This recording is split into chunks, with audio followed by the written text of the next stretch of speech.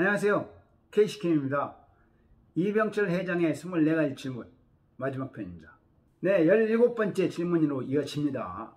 이태리 같은 나라는 국민의 99%가 천주교인데 사회 혼란과 범죄가 왜 그리 많으며 세계 모범국이 되지 못하는가?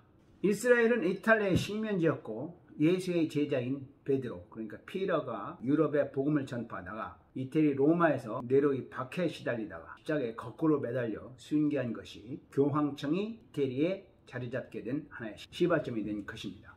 일대 교황이 바로 베드로라는 설도 있습니다. 이탈리아에서도 종교의 자유가 있고 천주교인은 2017년 기준으로 74.4%이고 이슬람교, 불교, 힌두교도 있습니다. 이탈리아 청소년의 행복 지수는 세계 7위이며 야쿠자가 있는 일본, 그리고 마피아의 발생지인 이탈리아는 세계 7대 강국인 모범 국가입니다. G7이죠.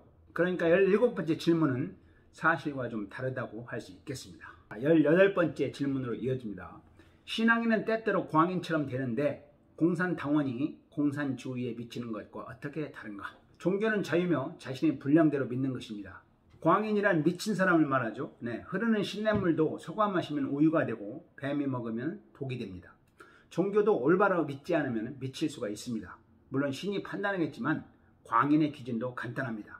종교생활을 하면서 부모, 형제, 그리고 가족과 이웃을 사랑하면 미친 거 아니고 사랑하지 않으면 미친 거죠. 앞에서도 언급했듯이 안으로는 깨달음을 얻고 밖으로는 이웃을 사랑하는 것이 종교의 근본 목적이잖아요. 거기에 또 인간의 행복이 있는 것이죠. 자, 여기서 무엇보다 중요한 것은 종교는 사람을 바라보는 것이 아니고 진리를 바라보고 쫓는 것이라는 것이죠. 기독교의 예를 들자면은 진리라는 건 말씀, 즉 성경이죠. 그러니까 사람을 바라보지 말고 성경을 통해서 진리이신 하나님과 예수의 가르침을 공부하고 묵상해야 하는 것이죠.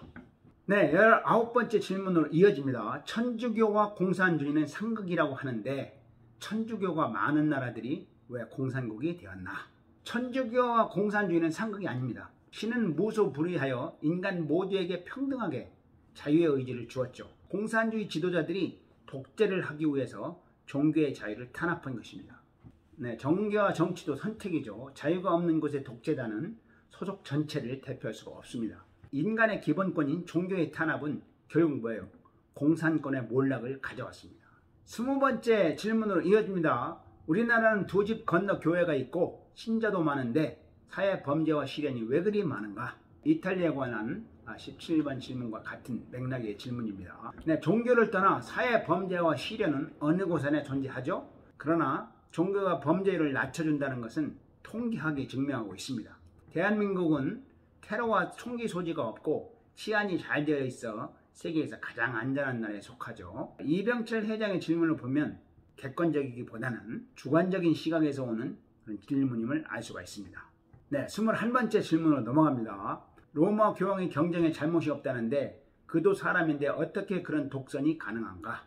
네, 삼성그룹에도 리더가 있듯이 종교에도 리더가 있습니다. 문제가 있을 때 그 문제를 함께 해결하고 나아갈 방향을 제시하는 것이 바로 리더죠. 그러나 여기서 중요한 것은 교황보다 더 큰 리더는 뭐예요? 바로 진리요, 성경이요, 신이라는 것이죠. 네, 이병철 회장의 질문은 계속 사람 또는 물질 세계를 바라봄으로써 오는 그런 질문이죠. 신앙인이 바라봐야 할 것은 교황이 아니라 뭐예요?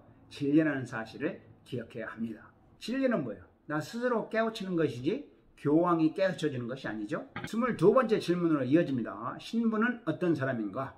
왜 독신인가? 수녀는 어떤 사람인가? 왜 독신인가? 자, 세상에는 직업의 종류가 참으로 많죠. 정치인, 사업가, 종교인, 교육자, 연예인, 체육인, 예술가 등등. 직업에는 귀천이 없듯 세상은 그렇게 서로 다른 사람들이 모여서 함께 살아가는 것입니다. 삼성그룹을 평생 직장이라 생각하고 살아가는 사람들처럼 종교가 평생 직업이라고 생각하고 살아가는 사람들도 있습니다. 신부와 수녀, 그리고 스님들이 그런 분들입니다. 삼성그룹 임종원의 지구에 조건과 규칙이 있듯 신부와 수녀 그리고 스님에게는 독신이어야 한다는 그런 종교적인 룰이 있는 것이죠.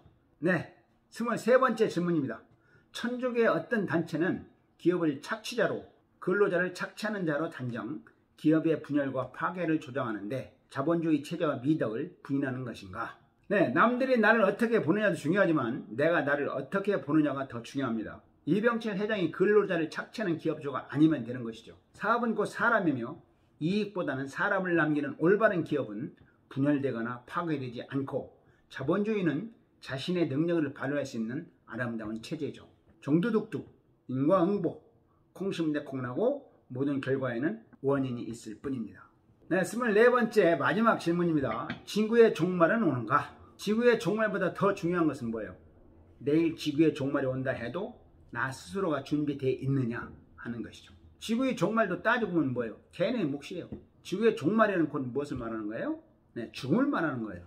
깨달은 자는 죽음을 이기고 초월하는 것이죠. 무아의 뜻을 알고 나면 죽음도 없는 것이죠. 그것이 종교의 가르침이고 위대함이죠. 우리가 이 세상에 오기 위해 뭐 땡전 한 푼 낸 거 없지 않습니까? 한마디 잃을 게 없는 게 인생이죠.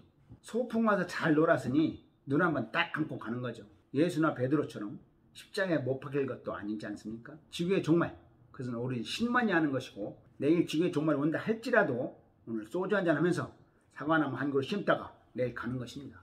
네, 이렇게 해서 이병철 회장의 24가지 질문에 대한 대답을 마쳤습니다. 여러분 행복하십시오. 감사합니다. Thank you. Bye.